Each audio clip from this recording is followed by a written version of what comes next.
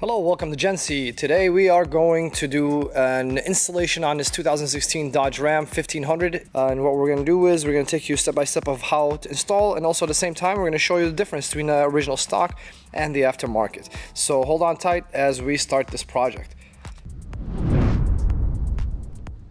Alright, so let's see what we need before we start this project.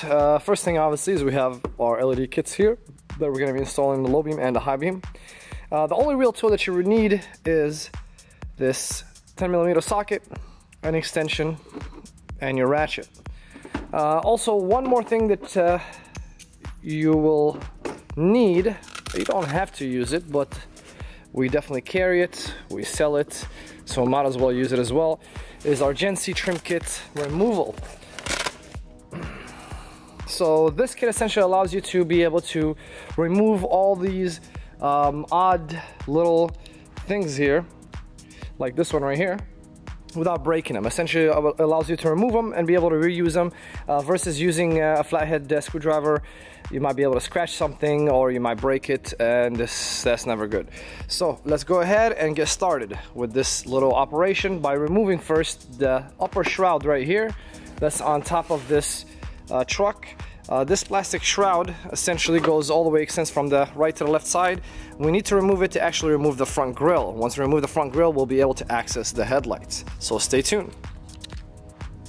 Alright, removing the shroud would be the first thing. I chose my tool here from our trim kit, and we're going to go ahead and start popping out these little tabs here. Alright, so the tool allows you to just go ahead and slip underneath there.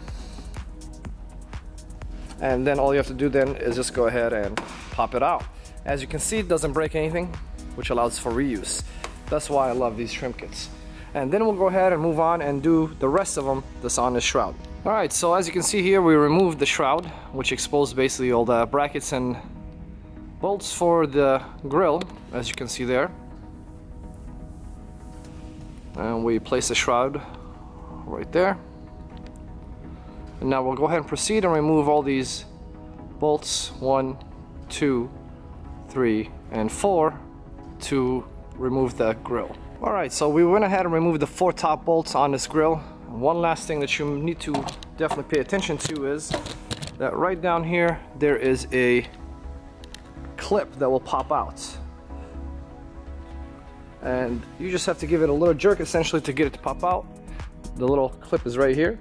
And then we'll do it on both sides and we'll remove the grille.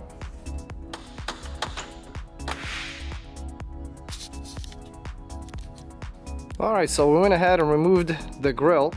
I'm going to give you a back shot here so you understand what's involved in that. You have bolt, bolt, bolt, and bolt. 4 bolts on top. And then you also have these little clips. Here's one, and there's one on the bottom. And those things just pop right out by pulling on the grille. Otherwise, it's fairly easy. It shouldn't take you more than 5 minutes. Alright, so now that the grille is removed, we're going to go ahead and show you what bolts you need to remove to uninstall this headlight. From the front here, it's pretty simple.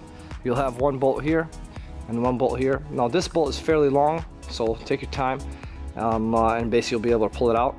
Remember this washer here, you need to make sure that this either stays, or if you have to put it back, make sure you know which way is up, which way is down. Otherwise, from the front it's pretty simple, also 10mm, and then we'll go to the back. Alright, so as you can see, we went ahead and removed both screws from here and here, and now we have to remove the last screw, which is on the back from the wheel well. So one of the final steps is essentially getting access to this flap, and this flap is held on by one of those clip-on plastic pieces here, which I'll use my trim kit essentially to remove. And once we remove that, we'll have access to another lever inside that will give me the final thing that I need to do basically to remove the headlight. And here's a nice close-up of it, and we'll go ahead and do that in just a sec.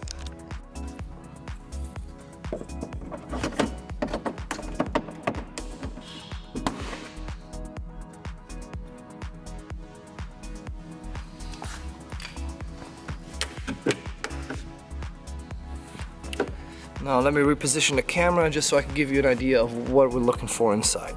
Once you remove that flap, you're looking for this right here. And this is essentially a little clip that you can push up or down. And essentially what you need to do is push it up Get some light in here. Need to push it up to allow the headlight to free itself, and then also push it back down when you are ready to reinstall it. And once you do that, you'll be able to remove the front headlight. Alright, so on the back of the headlight, let me see if you can see that or not. Get some light. You will have two things that you need to disconnect. First thing is 3157 here. Basically this is your blinker or DRL, and essentially you have to flip out a small red tab out, press down and unplug. And then the same thing that has to be done essentially for this one right here. Alright, so we took the headlight out of the car. You could do the installation while the headlight is in the car, but it's too easy to remove it, and this makes it a lot easier and also allows us to do the video for you in a little bit of a easier manner.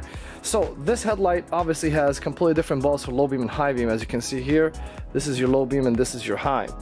So we're gonna go ahead and open those up and see what we have inside and do the installation of the LED. We'll go ahead and start with the low beam. As you can see here, you have a clip. You undo the clip and then you should be able to twist to the left and pop the bulb right out.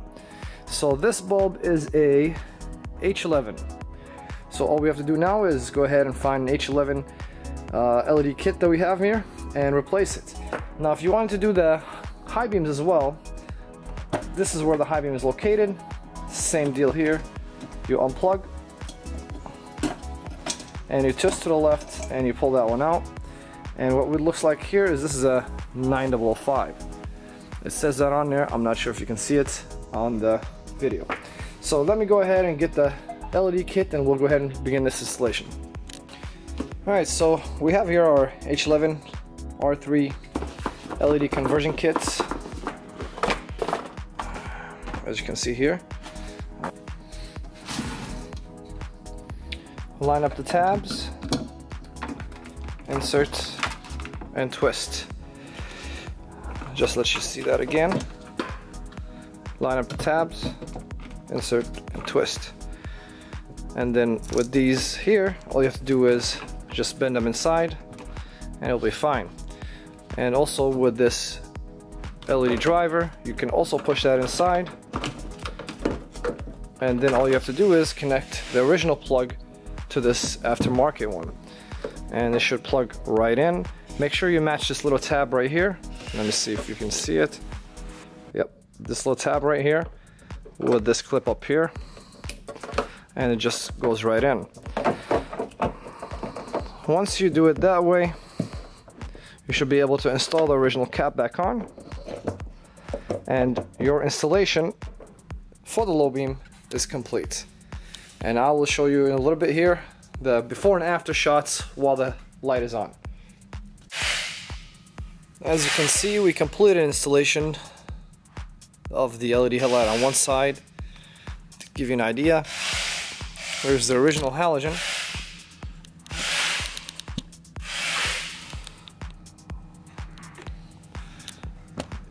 And here is the LED. And what we're going to do later on tonight is show you how it looks like with both installed at nighttime, to give you a full idea of how bright the light is. Alright guys, so right now we have one headlight installed, and as you can see here, we have one headlight still with the original halogen in comparison to the LED R3 conversion kit. This is only in the low beam, and let me give you an idea of how that looks like. The left headlight is the LED conversion, obviously, that's clear, and then the right one is the halogen. Huge difference. The left headlight pretty much almost takes over 3/4 of the right one, and you only see essentially the part right here in halogen. Otherwise, everything from here on looks like is all LED. And that gives you a perspective of how much brighter the LED conversion kit is. And then on this Dodge Ram, we've had absolutely no issues with any kind of requiring any kind of resistors or capacitors. It was a perfect, easy installation with no error codes on the dash whatsoever. Thank you again for watching, and tune in for next time for a new video of a new product.